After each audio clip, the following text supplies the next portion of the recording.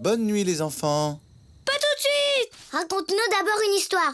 Une histoire de trésor caché. Bon, très bien. Ce soir, je vais vous raconter l'histoire de... Tan tanana, l'homme le plus fort du monde. Ah ouais? Il est plus fort que Superman? Mais non, on a dit une histoire de trésor caché. L'homme dont je parle est le plus fort de tous les super-héros. Il vit au milieu des neiges éternelles de la cordillère des Andes. Et quand il court, tout tremble. Les arbres, les montagnes, tout. Quand il éternue, il peut arracher toute une forêt d'un seul souffle. Et le trésor caché alors? Pour se nourrir, il fait bouillir de grosses pierres dans de l'eau en hiver. Ou bien, il se fait une salade de cailloux en été. Et quand il a très faim, il mange directement les rochers à flanc de montagne.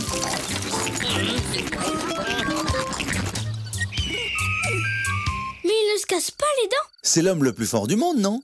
C'est pas bon, un rocher.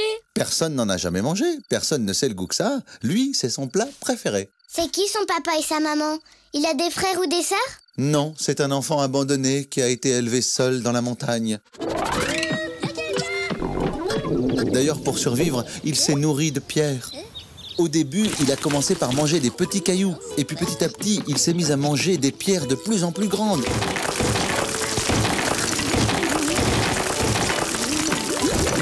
Voilà comment il est devenu si fort et si grand. On peut dire qu'il a été élevé par la montagne.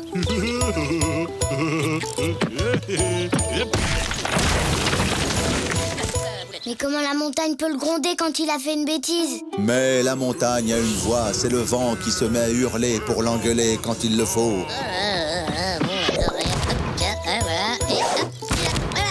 Et quand il faut être gentil, le vent se fait doux et caressant. Et comment il fait bouillir les grosses pierres? Il a une casserole? Je crois, oui. Non, en fait, il les met sur le feu. Il attend qu'elles soient bien rouges pour les manger.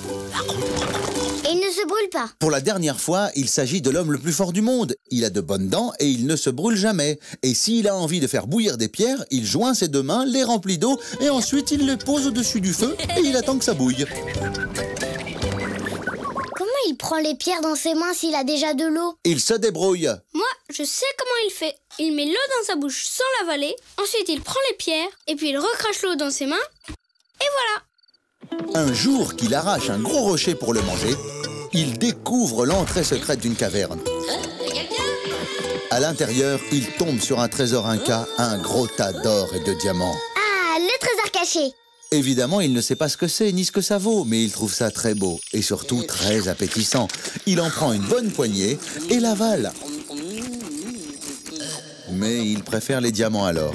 Il emporte tous les diamants pour se faire un bon ragoût bien chaud. Il va manger tout le trésor? Mais non, imbécile, il ne mange que les diamants. En tout cas, il engloutit tout le ragoût d'un coup.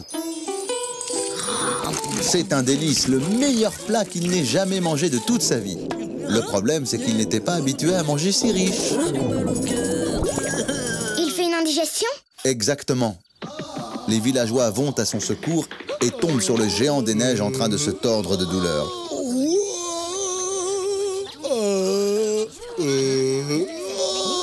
C'est à ce moment-là qu'il rend tout son dîner. Et les villageois ébahis voient jaillir une fontaine de diamants de la bouche du géant des neiges. Ils sont étonnés. Certains l'avaient déjà vu avaler des pierres et des rochers, mais ils ne pensaient pas que son estomac transformerait tout ça en diamants. Et qu'est-ce qu'ils font après? Ils emportent les diamants, bien sûr. Et depuis ce jour, ils déposent les plus beaux cailloux et les plus belles pierres en offrande devant le géant des neiges, en espérant qu'il transformera tout ça en diamants, et sans se douter que pas très loin se trouve une caverne remplie d'or. Oh, mais c'est énervant! Alors ils ne trouveront jamais tout cet or. Mais c'est toi qui voulais une histoire avec un trésor caché, non? Et l'histoire est finie? Pas tout à fait, parce que le géant des neiges s'est gardé pour une occasion spéciale un petit kilo de diamants qu'il compte manger en soupe, en espérant comme ça qu'il aura moins de mal à digérer. Mais il existe vraiment, ce géant? Tout ce que je peux dire, c'est que tous les enfants de la vallée des Andes ramassent les plus beaux cailloux qu'ils trouvent et les gardent précieusement pour les offrir au géant des neiges.